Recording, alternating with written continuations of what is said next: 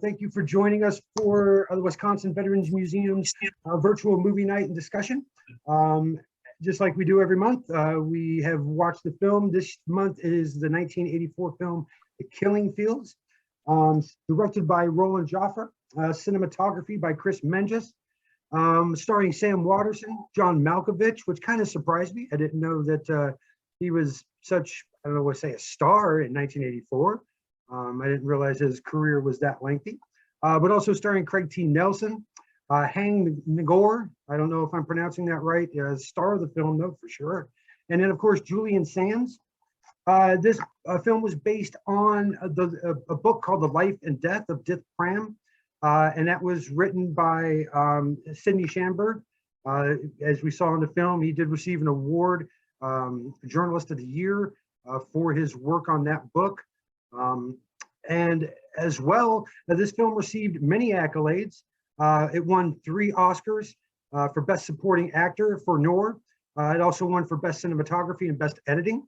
And then it also won 8 BAFTA awards, the British Academy Film Judging Competition. I can't remember exactly what all BAFTA stands for, but it won 8 BAFTAs for that, to include Best Actor, Best Cinematography, Best Film, Best Editing, Best Sound, and Best Score. And I did make a mention on our questions to just kind of pay attention to the score itself and the sound as we're going through. This was filmed primarily in Thailand with a few scenes shot in New York and California and Canada. And it was produced by Goldcrest Films, distributed by Columbia EMI Warner, with a release date of November 2nd, 1984. And sorry, I'm just letting someone in here real quick. Unlike some of the last 3 or 4 movies that we watched, this one did make quite a bit of money in the box office. It had a budget of $14.4 million, with total box office receipts coming in at about $34.7 million. So it more than doubled its budget, which is fantastic. Like I said, the past 3 or 4 films we've reviewed, that has not been the case. In fact, I don't think any of those films made any money. Just as always, we're going to go through and just kind of get everybody's opinion on the film quickly. Chris, what did you think? I really liked it. I saw it when it came out in the theater, and seeing it again, I'd forgotten a lot of stuff that was in it, but it was also a nice reminder of how well a film can be done. What really struck me this time around was I was thinking about the set designer who had to create some of those horrific scenes throughout the movie. But I thought it was a terrific film. I thought then, and seeing it again makes me feel the same way. Terry, what did you think of the film? Yeah, I really enjoyed it. I saw it shortly after it came out. I saw it again in 1998 and earlier this afternoon, just to refresh my memory. Really liked it. Quite different than a lot of other war movies that came out during the 80s. Quite different. Yeah, actually, one of the questions talks about that, but really liked it. Jacqueline, how did you fare with the film? I did okay. I watched it. I did the first in the 80s. I didn't get through it. I couldn't handle it. But I watched the whole thing, so I'm okay, kind of, sort of. More just what the film is depicting, like on an emotional level, or? Yeah, it was. I had uncles over there in the 70s, so on both sides of my mom and dad's side, and so it was kind of the first time I saw it when up until the part where they had the two guys that they executed. I mean, that was early off in the film, and I just couldn't watch it anymore. So then this time I had to sit with a bunch of towels and tissue, but I got through it. All right. And then lastly, Camilo, what did you think of the film?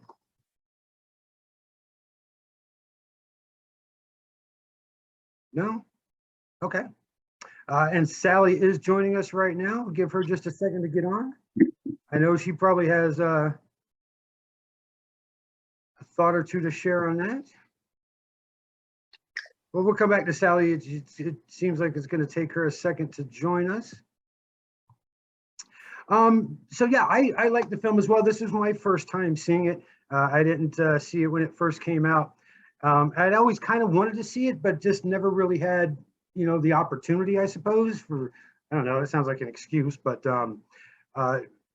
watching it a few weeks ago, and then just like Terry, I did watch it again today, once I had a little bit of time, just to refresh my memory. I just like you, Chris, I thought it was really well done. Just a lot going on with this film as far as its positives. The cinematography I thought was fantastic. The sound and the score, I try to pay attention to that, but nothing, typically really stands out. This film, I thought all the sound and the score just really stood out for me. Fantastic acting, especially with, where's my computer? With Hang Nor, who played Dith Pran. He had never acted before. This was his debut acting career. He was not from Hollywood. He didn't, do anything like that. He just happened into this role, and I thought he did a fantastic job. He was formerly an obstetrician and a pediatrician back in Cambodia, and just looking at his story as well, I can't believe how much it dovetails with Dith Pran's story. It's almost the same story. Everything that he had to go through to get out of Cambodia, get away from the Khmer Rouge. It's mind blowing, honestly. Sally, nice to see Eric? you. Yes, sir. Oh, I was going to say the book that I purchased a version of the Blu-ray that had a sort of like an anniversary booklet with it, and it said that Hang Nor's experience was even worse than Dith Pran's when he was Really? taken by the Khmer Rouge. So Wow. I don't think he had any trouble figuring out what it felt like. No, that's not method acting. I don't know what you would call that. Acting from experience, I suppose. Yeah, and then he had a really sad death too. After he won all these awards and was given acclaim for this role, he was shot to death in his driveway in Chinatown, basically. I guess the official report said it was a robbery, but he still had like $2,900 on him. They didn't go through his pockets, and there's a lot of speculation that maybe this was Pol Pot bringing out some assassins to take him down. Still has never been really conclusive about what the motive was for his death. Unfortunately, it was done by 3 Asian gang members. So it's just what a strange and bizarre story. I really feel sorry for the guy to have to go through all that and then meet an untimely end. So ignominiously. Sally, how you doing tonight? No, you're muted. Sorry. There you go. Sorry, I was watching the last 3 minutes of the movie. That's why I was late getting on, sorry. What did you think of the film, Sally? I originally saw it when it first came out in the movie theater. I absolutely loved it. It was heart-wrenching, but I loved it. And this time I liked it just as well. I was in shock though that Sam Waterston looks so young. And now you see him, it's like, whoa. Yeah, he's not the grandfather type that we know him as nowadays. He's a young man, nice full beard. Yeah, and I've kind of always liked Sam Waterston as an actor. I'm really curious, and I'll get into this first question right here. What is your first impression of Sidney Shanberg? And does he seem to be primarily concerned about his work rather than the people that are helping him? I'll just kind of preface that real quick. I would like to read the book and find out how similar Sam Waterston portrayed this character to what the real Sidney Shanberg, what kind of person he was. I'd be curious to find that out. But what were your initial impressions of Sidney? At first, I thought he was concerned about the people of Cambodia and his peers. But then as the movie goes on, he is kind of an egomaniac. But a good writer. Yeah, apparently. Anybody else want to? Well, I thought he was kind of like, I think a lot of reporters are. They're driven by the story, and Good point.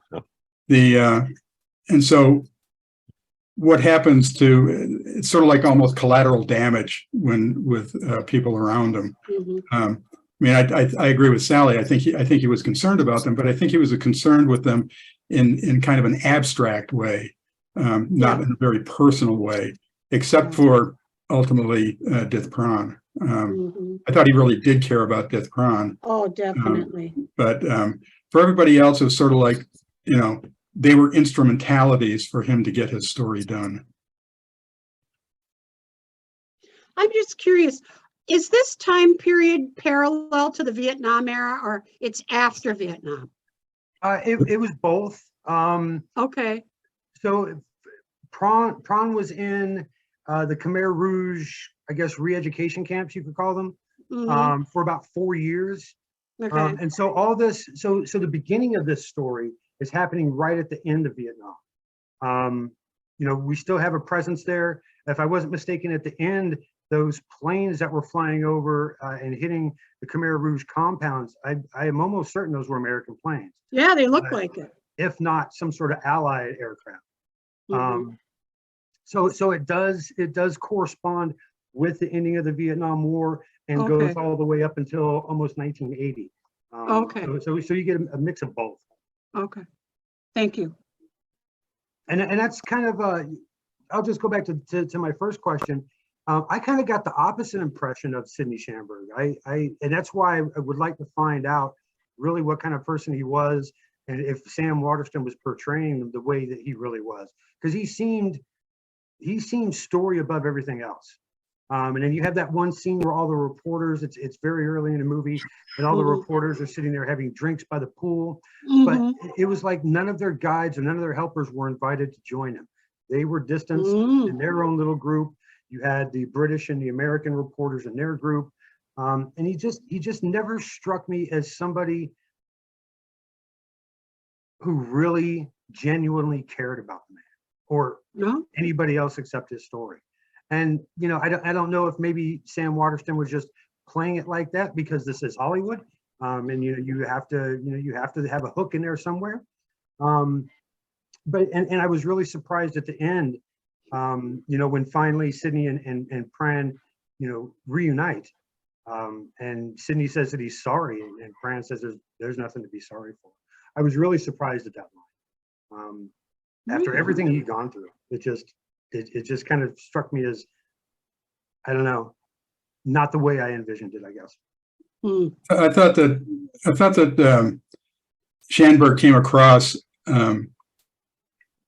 as somebody different from the rest of the press corps in his approach to the story. I mean, he seemed like he was not afraid of contradicting or getting into conflict with the people that he would have to rely on as sources. And I think that came across in that one scene later on when he's out there with Dith Pran at the Nyak Long or whatever it is, and he realizes that all the other reporters are being flown in by the military, and he's being left alone. And one of the, I think it was one of the officers, basically says, "Screw you," for all practical purposes.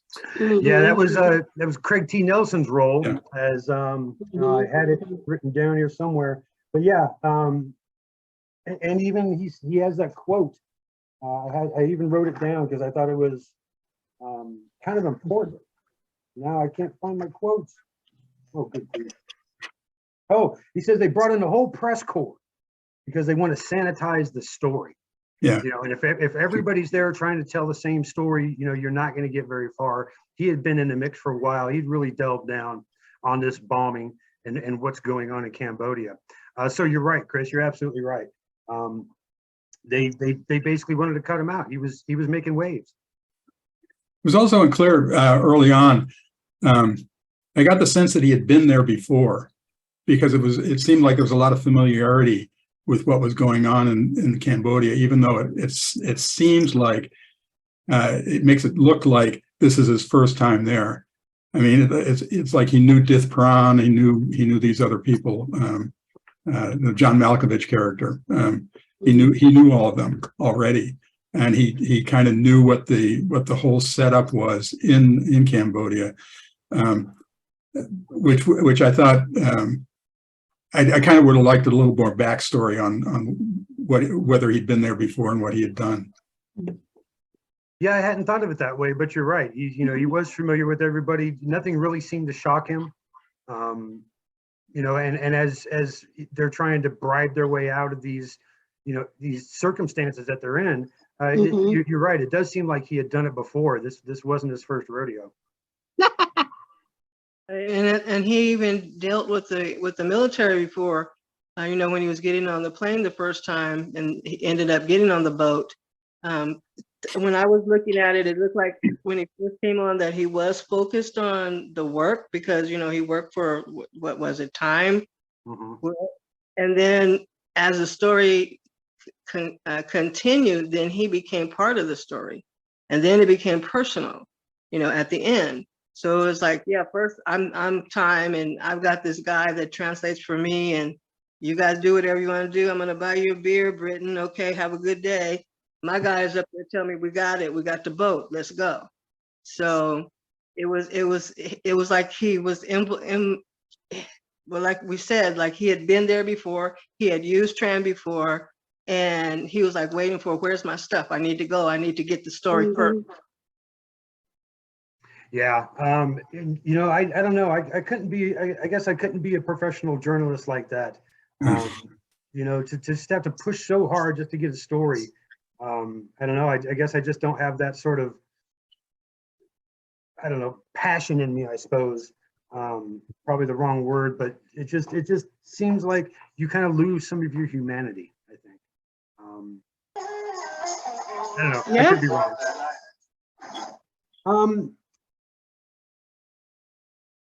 Some of the other things that I wanted to focus on as we go through our discussion tonight, the second question I have underneath Long, and it's, I kind of put it as the saying, war is hell. And I was always curious, was it fair for the press to scrutinize the mistakes that the military made? Especially early in the film, that was where the story was going, was this bombing that had gone awry and killed, many allies, many American soldiers. Is it fair for the press to go along with military units and scrutinize their every movement and report on them?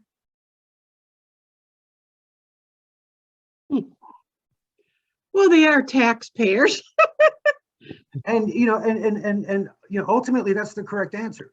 The military, I say we, I'm not in the military anymore, but the military is accountable to certain people, not least of all the American public. But the battlefield is a crazy situation. And especially when you have an embedded press corps, a civilian population that is constant throughout. You can't go anywhere without running into some sort of civilian population. Mistakes are going to be made, unfortunately.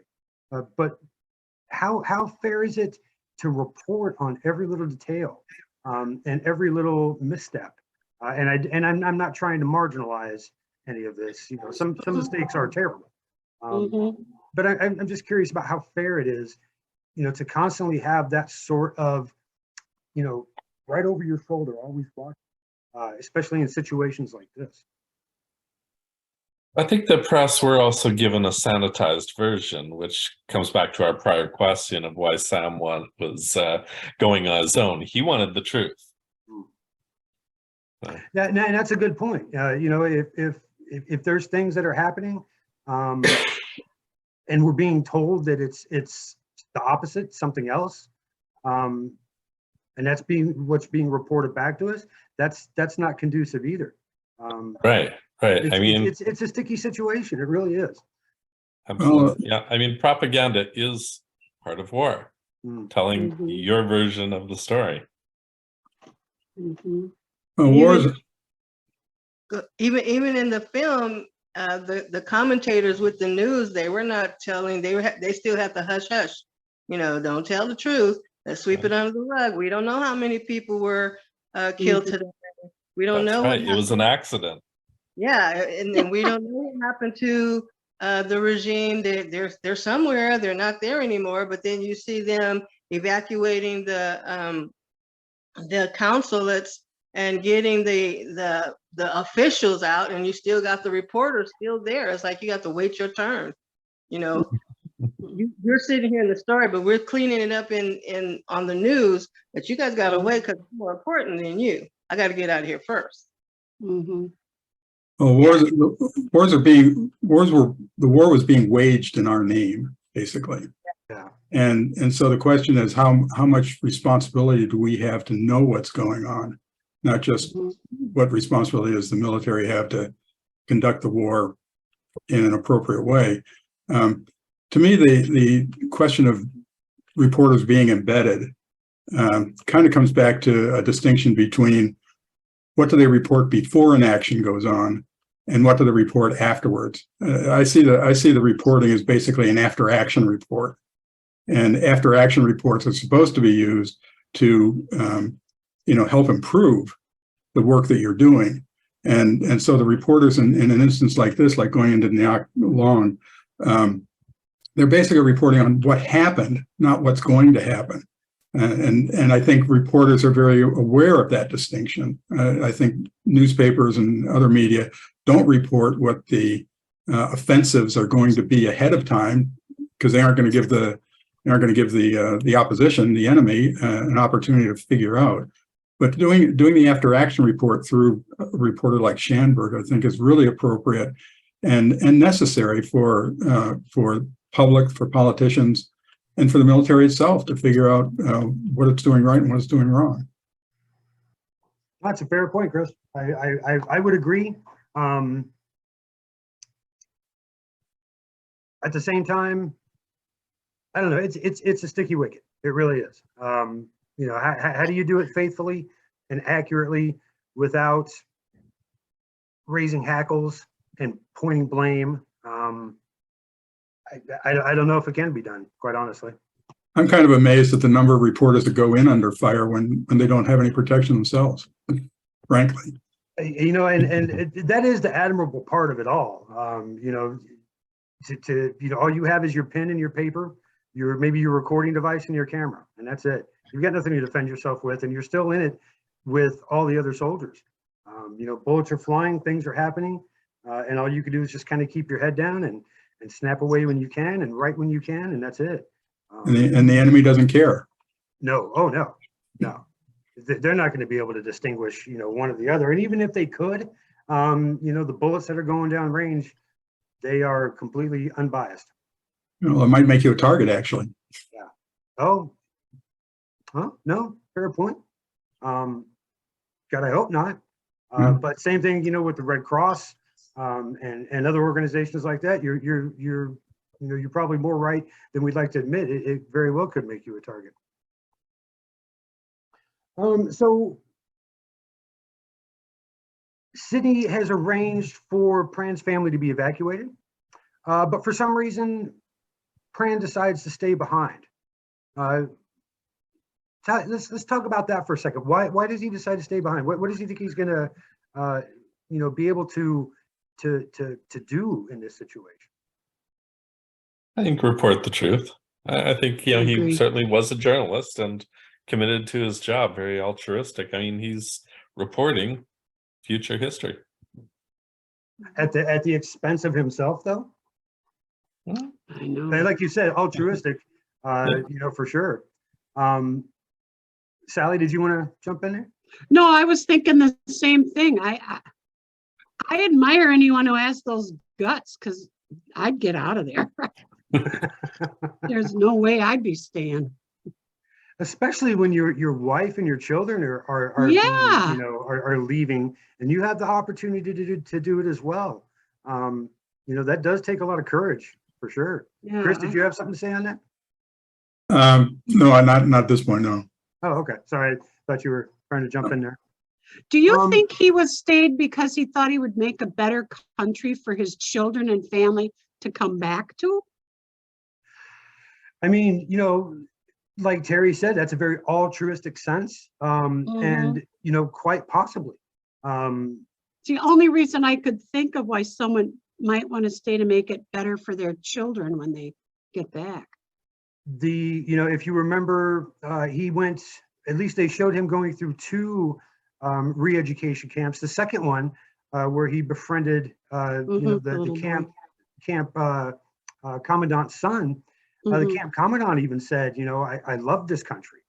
And, when this started, it was the right thing. We had the right idea, but at some point it's kind of gone off the rails. Yeah. But that's why he stayed. That's because for his love of his country, to create a better life. And I'm sure that with all revolutions, they always start out with the best intentions. But once you start to get people in there who are going to be looking out for themselves first and foremost, that's when things start to go south. We see it time and time again throughout history. And I'm sure this was the same thing in Cambodia during this period as well. I can't imagine, being in one of these camps that's just full of children that are being indoctrinated like that, to the point where they were almost the masters. And they were not afraid to use violence to, further their means. And it's kind of frightening how you could do that to kids, young kids as well. But yeah, I think you're probably pretty correct there, Sally. Maybe he did want to stay to try to make this place better for him, so he can bring his family back home at some point. That didn't happen. On this point about revolutions going off the rails, you can think back to the French Revolution and the Reign of Terror that eventually developed. But there was, during that section where you had questions about Phnom Penh, you have that scene where they're driving down the road and there's the soldier in there, and he gives him the Mercedes symbol, and the soldier goes, "Mercedes #1," that kind of thing. And that soldier then shows up later on in one of the camps and frees Dith Pran from the ropes by saying Mercedes #1. And that to me was an indication, because of how people get transformed by how a revolution like that develops. Because in that scene where he gets Mercedes #1, what struck me was he had a flower in the barrel of his rifle, which reminded me of the protest scenes in the United States, where the hippies would come up and put flowers in the barrels of the National Guard's rifles. So you have this one soldier who, whatever the reason, he's decided he's going to put a flower in his rifle, turning into one of these revolutionaries who's really kind of been indoctrinated. Yeah. So we get to the scene where Pran's family has been evacuated, and they're at the French embassy. And the Khmer Rouge is basically saying, if you have a valid passport, we're going to allow you to leave. Anybody who doesn't, they're coming with us. They try to make this passport for Pran. What's going on there? How does this all fail? It seems like they're setting it up and they're going to be successful. But what happened there? Yeah, poor quality paper, and then the passport photo faded. When they hand the passport back to him, though, there's no picture there at all. Right. Was it removed? Was it shoddy work? They were having difficulty coming up with the materials to try to fabricate this. Right. But I was just curious. The photo was gone completely, and I'm just Wasn't wondering. gone. No, I don't think it was gone. I think it just exposed and turned black. Yeah, because it was grayish. It was that when you develop it, if it doesn't stick, it'll turn that silvery gray. It looked So I was just looking at it wrong then. Yeah, because it was, the paper was still there. It's just his picture had disseminate into the. I think the fixer for the photograph wasn't very good. I mean, they were kind of jerry rigging this stuff all the way along, and I don't think. I mean, he had 2 failures already. I think the third one kind of misled him because it did hang on for a while, but he ultimately exposure to light and so on Right. caused it to fade. Oh, see, okay, so I had it all wrong. I thought the photograph was completely gone and there was some more ominous message that was going on there. I have to go back and look at that again. Yeah, okay, well, I feel kind of foolish now. You're among friends. I will admit, I also read on IMDb, and that tells a lot of the story as well. Oh, excellent, excellent. Yeah. And then the evacuation scene itself, you know, it reminded me almost of, you know, the Americans fleeing Saigon from the top of the embassy with the helicopters. But the score just really right when you see the helicopters coming up, you know, cresting the buildings that were there in the compound. The score just really hit me hard. I was just so transfixed with that scene in general. And then when they showed the Marine taking down the American flag and crawling back into the window, that really hit me hard. But did anybody else notice that the Marine left his rifle behind as well? Yes. Yes. No, I did not. You do. I mean, yeah. That was when he crawled back through there. I was like, you forgot something. Yeah, it was like a complete abandonment, 100%. You know, I got the flag. I don't need my rifle anymore. We're not going to be shooting. We're just getting out of Dodge. I really didn't know how to feel about it. Right. It really, I don't want to say it kind of messed with me a little bit, but I didn't know how to feel about that scene. Did anybody else kind of have that similar thought? The music was really getting to me because it wasn't your standard movie score. It was this real weird, haunting music. And it was just, I don't know, it was eerie. It was very eerie. And I thought it was the ultimate screw you when he took the flag down and went back in the window. It's like, out of here, checking out.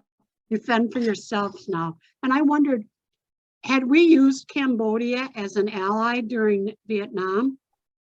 Or was that Laos?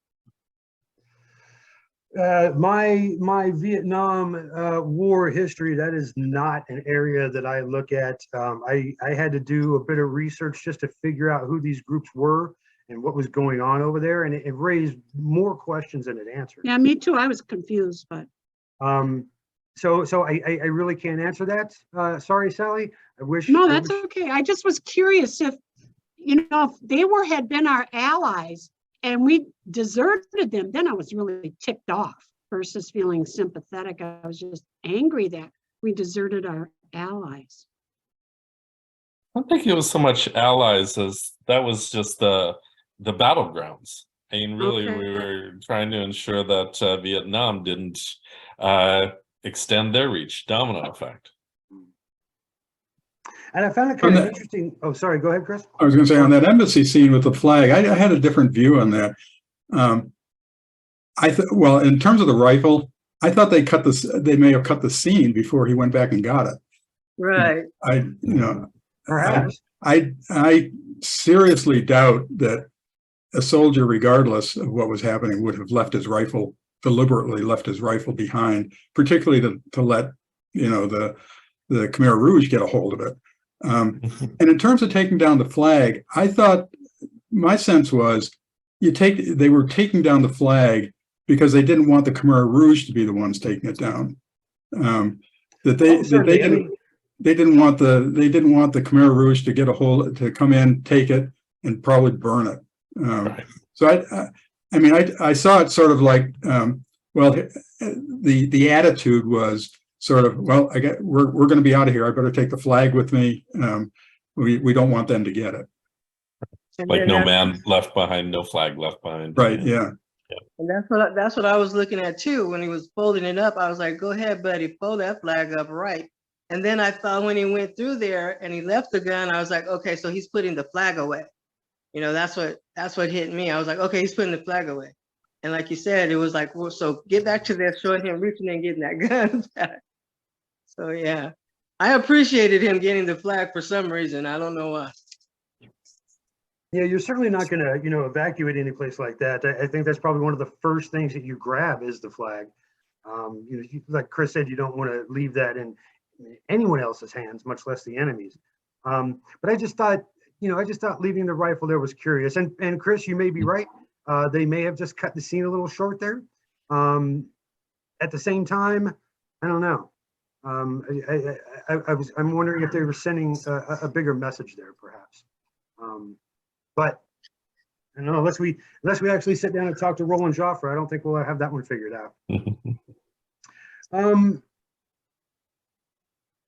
There were a couple of things that caught my attention around that part of the movie, and part of it goes to the music. I thought it was kind of interesting that at one point the background music was "When You're Smiling," that all this catastrophe is occurring, but the music behind it was it wasn't the vocal part. It was just the instrumental part. But it was if the vocals would have been "When You're Smiling, the whole world smiles with you," and I thought that that contrast was an interesting point. And then there was the other scene where they had all these they were showing the scenes of slaughter going on, and when they had the Italian opera music playing, and what struck me about that was I was thinking that seems a lot like the Godfather scene in one of the Godfather movies, where they're singing the opera and the Godfather's carrying out his massacres. Those kind of I think that they did a nice job with some of that music creating that atmosphere. Yeah, definitely. Like I said, the score just really stood out to me throughout this whole film. I think it was really. I don't want to give it too much credit, but it really was a driving force all the way through, I thought. And it really set the tone for some of those scenes, especially a couple of the ones that you just mentioned, Chris, definitely. And also the reception that the Khmer Rouge got as they were coming through, and the people flooding out on the street to greet them, reminded me of the scenes from Is Paris Burning. And there were quite a few scenes that kind of reminded me of some of the other movies we've seen. And what more broadly, it made me think of, war doesn't change. It doesn't matter where you are or what the culture is. The reactions and the actions and the reactions are pretty much the same. Yeah, and even more to your point, this war and others kind of similar to it. You're right, they don't change, but they do get more intense. There is, especially with this one, there's more of a feeling of you can't really know what's happening all the time because there's just so much going on. There's so many players, there's so many characters. It probably gets really confusing, I would think. It's not straight up, this is us, there's the enemy, charge. And like, kind of like Sally was saying earlier, who were we allied with? Who were we fighting with? And it's so confusing. Many family members served in Vietnam on my end, just like Jacqueline said with her family as well. I couldn't imagine having to go through a war like that. I always say the Desert Storm was an easy war because it really was. We knew what we were supposed to do. We knew who the enemy was, and it was cut and dry, and it didn't take very long. Wars like this, and then just like we saw with last month's film as well. In Afghanistan, there's just so many different variables. It just makes things so complex. And war is already complex enough without all these other additional factors to make it more horrible than it really needs to be. And I would like to do some more studying on the Khmer Rouge and find out, what their impetus was, what they were originally trying to do and how everything just went so wrong with their revolution. Yeah, it just really disturbs me how people can do that to one another simply to push an agenda forward. I just don't understand. I don't understand. Maybe they learned too much from Chairman Mao and the Cultural Revolution. Now you're really making my heart sad, Chris. Well, But no, you're, you know, once again, very astute and probably right. Kind of moving away from Pran and Sidney, let's look at Sidney and some of his other fellow journalists, especially Al Rockoff. What kind of relationship did they have? Al Rockoff and then Julian Sands' character, John Swain. How did those three all kind of fit together in this film?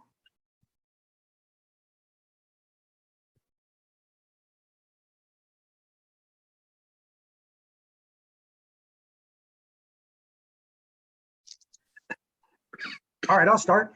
Certainly, you know, more toward the end of the film, after Sidney receives his award for Journalist of the Year, Al is kind of waiting in the restroom to ambush him and ask him how he, you know, how can you do that to Pran? How can you go out and write this book and receive these accolades, knowing what you did to him? And of course, you know, Sidney is pushing back. But he does admit, not too much longer after that, that Pran stayed because he wanted him to.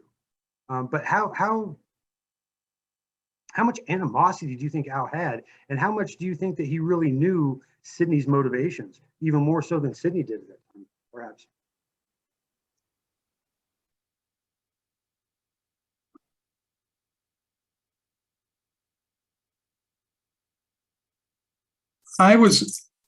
My reaction was that it wasn't all Sidney's fault. I mean, it reduces Dith Pran to somebody who's just an appendage to Schanberg. I mean, Dith Pran was a you know, made his own decisions about what to do. I mean, Schanberg had made arrangements for them to go, and even if Pran knew that, you know, Schanberg would like him to stay, Pran didn't have to. So I think it's a bit unfair to accuse Schanberg of having sort of manipulated this whole thing and leaving Pran sort of high and dry. Yeah, I think Pran was you know, perhaps just as altruistic as Schanberg was. I mean, he wanted to tell the truth about his country. He wanted a better existence for his family. So that was his instrument of war, a pen and paper. Yeah, I like the way you put that, Chris. You know, that he wasn't just really an appendage. You know, he was a conscious actor. You know, he made decisions, and he knew. You know, he I don't want to say he knew what he was doing, but you know, he thought he knew what he was doing anyway. I'm sorry, go ahead. Yeah, well, there's a scene where you know, the group of them is captured by the Khmer Rouge, and they don't know if they're going to get shot. They don't know what's going to happen. Apparently, in the real world, the way Dith Pran got them out of this, and part of the problem, part of the difficulty of figuring out some of this stuff is that there were no English translations of the Khmer language. Yeah. But apparently, what Pran managed to do was persuade the Khmer Rouge that the reporters were actually French journalists who were neutral. Huh. Did you find out how they were able to pull off that facade? Don't know. I mean, I came across it again in this booklet that accompanied the Blu-ray version. It was they did a profile on the Hang Noor playing the Dith Pran character and mentioned that Dith Pran had somehow persuaded the Khmer Rouge that the journalists were in fact French journalists who were neutral, not partisan Americans or anything like that. All right. So it wasn't just bribes and pleas. No, well, there might have been some of that too, but But not just all that. Yeah. He was actually trying to, psychologically yeah. But that, put a different spin on it. yeah, but that to me is an indication that Prawn was, he was, as you said, a conscious actor himself. He didn't just sort of follow orders from Schanberg. He made his own decisions. Yeah, and to that end, he really paid the price.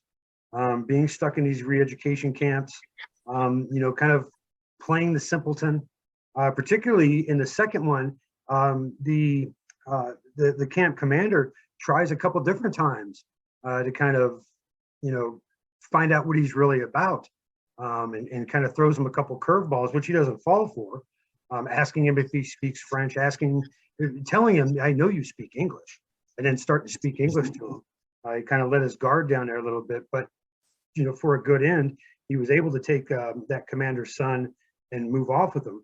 Why do you think that the one Khmer Rouge member took his son and put the map and the American dollars underneath his shirt and paddled him off? It seems kind of antithetical to what they were about at that time and what they were trying to achieve. Yeah, I thought he was just trying to save his son. I mean, he figured that he might not make it out of there. I mean, he felt that his comrades were turning on him. So, Yeah, he couldn't just leave. He couldn't just leave with he would have been tracked down and killed with his son. Yeah, and he even said as much that the killings now and the way this is going, it's not what we had originally intended. It's not what we were going to be. And then all of a sudden, here it is, just violence upon violence upon violence. And it was even shown cinematically when Prawn was escaping the first education camp, and he fell into that kind of like trench system that was full of water and decomposing bodies, and that was a really tough scene to watch. And I can't imagine having to keep pushing forward through all that and maintain some sort of sanity, and some sort of clear head, and still try to make your escape. We've seen escapes before, Bridge on the River Kwai, so on and so forth, but nothing as graphic, I guess, as what they showed in this film. And I do have that note in here, kind of to myself as I was watching it more toward the end. I noticed, for being such a realistic war movie, probably one of the most realistic war movies we've seen so far, how little gunfire there was. Lots of violence was shown. And of course, there were some executions and there were, some explosions and whatnot. But like you were saying, Terry, compared to most war movies, this really didn't have that feel of just constant combat, constant shooting, dodging bullets and whatnot. And I was just wondering how everybody thought that played into the theme of the film itself, which is, not army on army, but just, I don't know. I don't even know what the right word for that is. Well, this was a survival movie. Yes. Oh, yes. Yes. That's, yes. How do you survive in horrific human circumstances? I mean, that scenes where he's crawling through those decomposing bodies kind of reminded me. I think there were some scenes like that, or there was at least one scene like that in 1917. That they did some crawling through, but that was like doing a low crawling boot camp, compared to what Dith Pran was going through. That was one of the things that made me think about the set designer. The people who had to put that together. I mean, to me, that would be traumatic just to put it together, much less having to crawl through it. Yeah, and especially with what Hang Nor had to go through initially. He went through all that, and to have to relive that, for cinematic, purposes. I can't help but wonder what kind of effect, and we've talked about this before, but I can't wonder what kind of effect that had on him as a person to have to relive this. Well, not just that, in his real experience, Nor his niece died he escaped with, he and his niece, I think, escaped. They were the only ones to survive from his family, and then she died before they were able to get out of there. Just like the camp commander's son. Yeah. He's riding on the guy's back and he steps on the mine. My first thought was, why didn't he just throw him off right away? Get rid of the kid altogether. But he held on to him, and it wasn't for very long. But I was curious on why he didn't just, he knows he's not going to go anywhere. He's going to have, he's already triggered the mine. Why not try to save the kid as well? But just like his niece, he didn't survive the action. And that was kind of tough to watch too. I thought for sure the kid was going to make it through. I thought for sure they were both going to make it to safety. Shows how much my prognostications go as far as movies. I was kind of puzzled by the way the funeral that he gave to the kid. I understand the whole idea of having cremation type of thing, but in the context where when the camera pulled back and it showed the smoke going up from the jungle, I was wondering why he would take that risk at that point. I was kind of wondering the same thing too, Chris. And I think maybe why they did it like that was because just in almost the very next scene, he's able to identify the smoke coming from the Red Cross camp. Mm-hmm. And I don't know, maybe for some reason they just wanted to clue you in that, if you see some smoke, there's probably something there. Oh, look, the next scene, there's smoke. What's there? Savior, Red Cross camp. I don't know. I'm only speculating. But I did have a similar thought. It was like, it's just in Dances with Wolves too, when he lights that big pile on fire. Everybody can see the smoke from all over the place. Why would you do that? It just didn't make much sense to me. We are getting a little toward the end. I do want to just bring up Hong Nor's acting. Not a professional actor, had never been involved in any sort of film, stage, nothing. How in the world, and I know the obvious answer is because of his past experiences, but how does someone like that deliver such a powerful performance with no experience in front of a camera or what have you? I get, people, some people are just natural, but this was almost ridiculous. How powerful his performance was. He's never done anything like this before. And I just kind of wanted to get some thoughts on that as well. This is what I wrote down. Acting is art imitating life, and Nora was presenting life imitating acting. That's that's quite a quote, Jacqueline. Wow, impressive. Yeah. Yeah. I kind of suspect too that given the kind of person that Noor probably was, he spent a lot of time learning from the other actors on the set.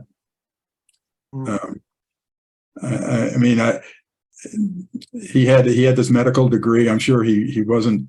He was a smart enough guy to figure out that this is a new experience for him. And just like when he was escaping, when he was trying to survive in Cambodia, mm-hmm. He's trying to survive on the set, and he's trying to, and so he's trying to figure out what's going on around him, mm-hmm. and learning from that, learning what he can do, what he can't do, and what will create the best impression. And that is why I like to have these movie discussion nights, because I got some smart people on here. I'm gonna have everybody craft questions for our next movie. I want to see what everybody else comes up with. No, those are both just fantastic points. And yeah, you got Sam Waterston, who's a professionally trained stage and theater actor. Trained with the Sorbonne in Paris. Has all this proper acting education behind him. I know John Malkovich has a ton of theatrical experience as far as the education standpoint goes as well. Although, like I said, I was kind of shocked to see him in this. I didn't think his career started till later, And so I would like to go back and look at his filmography and see, you know, how long he had been acting at this point. But you're right, Chris, he's got some really good people around him to learn from. And I'm sure that, and like you said, he's a very smart, intelligent man too. I'm sure that learning curve was not very, very large at all. He had 7 years, by the way. I'm sorry? 7 years experience John did before this movie. Really? I had no idea his career stretched back that far. Yeah. You know, and he's still putting out movies today. It's amazing. Yes, he is. Right. Good for him.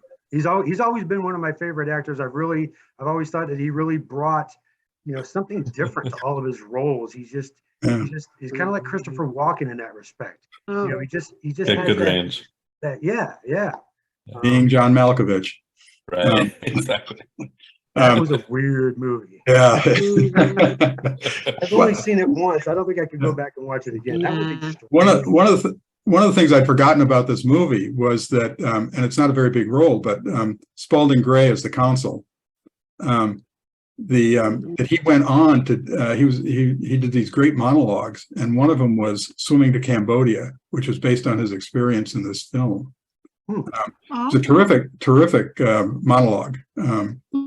If you ever get a chance to see it, I'd recommend it. Swimming to Cambodia? Yeah.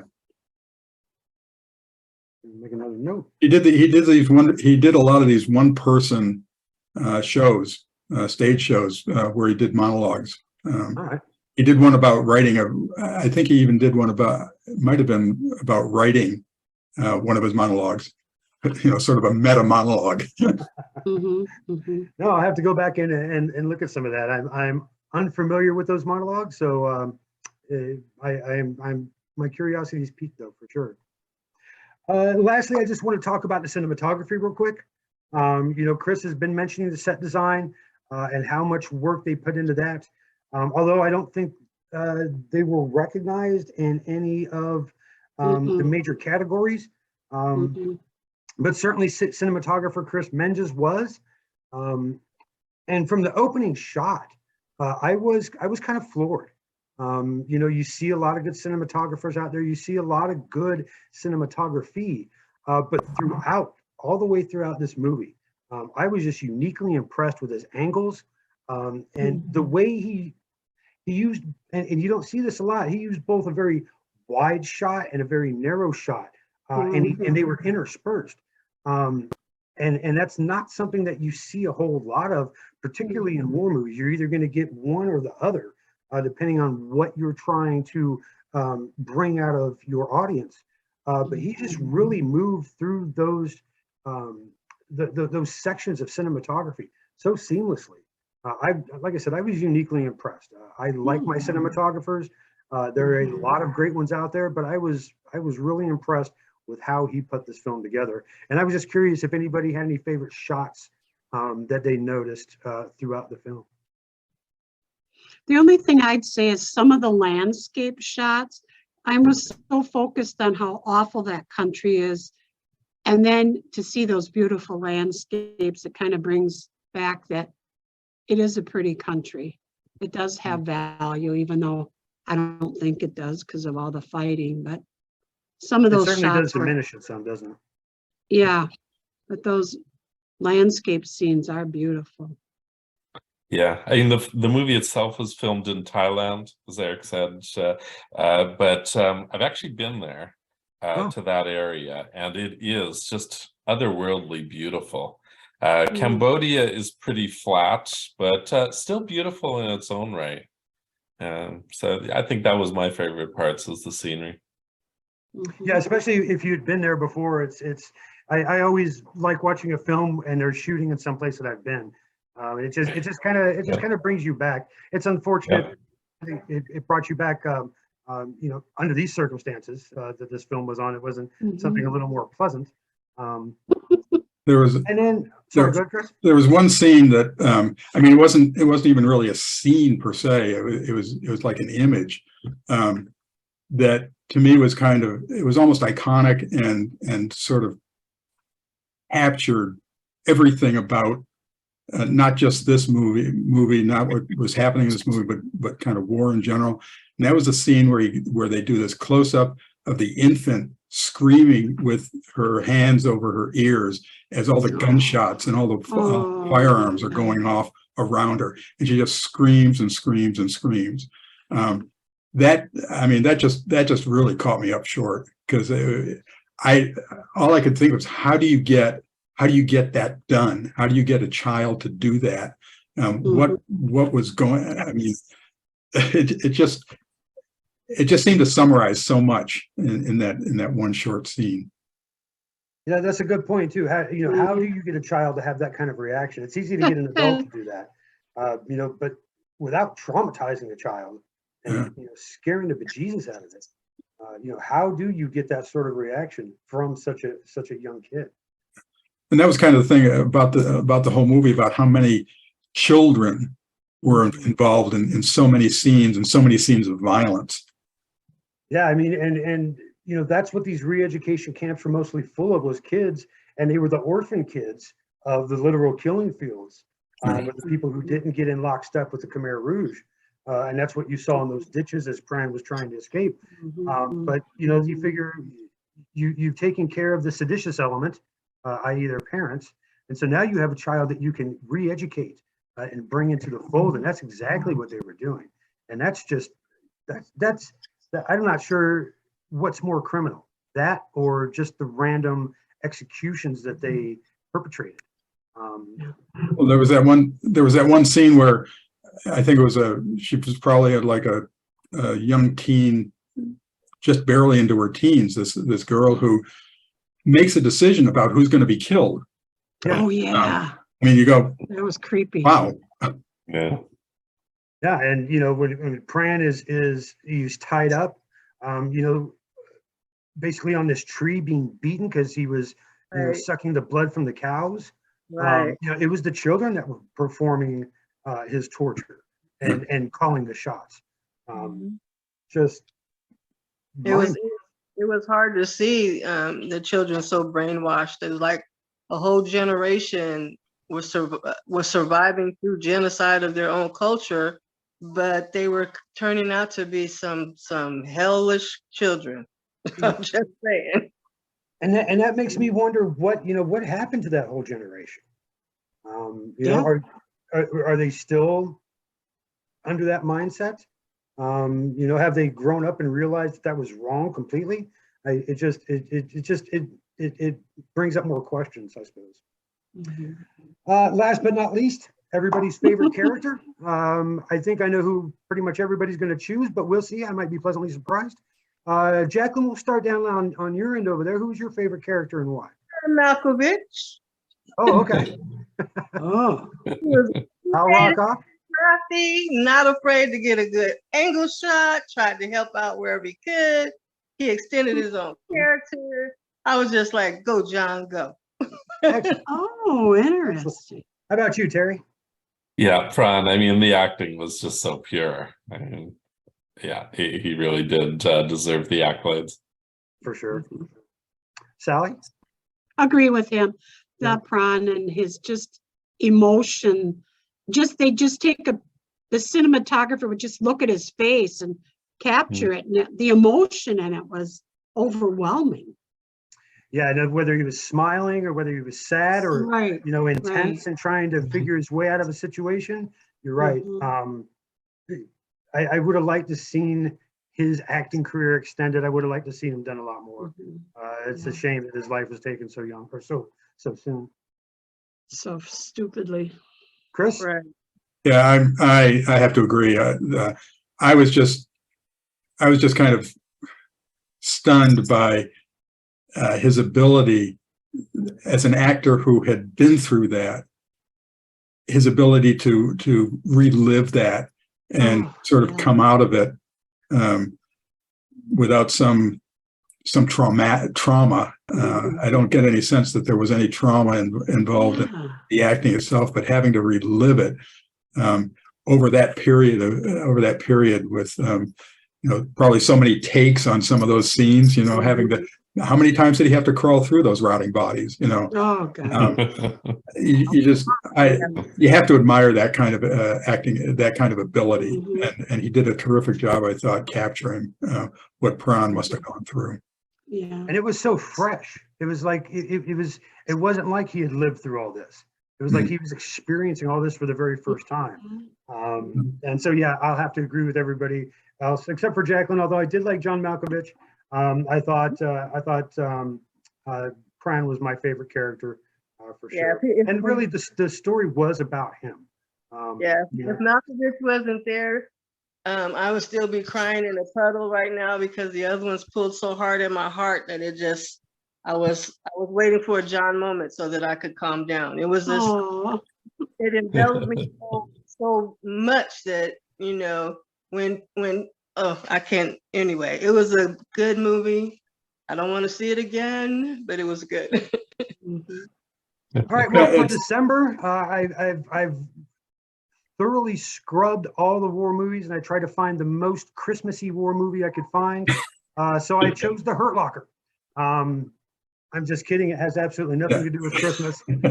But, you know, I figure we'll close the year out on a high note. Academy Award winning film. Much praise for not only the film itself, the cinematography, again, the sound, the acting. I've kind of, I don't want to say I've tried to stay away from this movie because the cast are really not my favorite group of actors. But, you know, like I said, I wanted to close out the year on a high note, a box office hit, one that really, you know, shines through a lot of other war films. And I've had a lot of people recommend this film to me.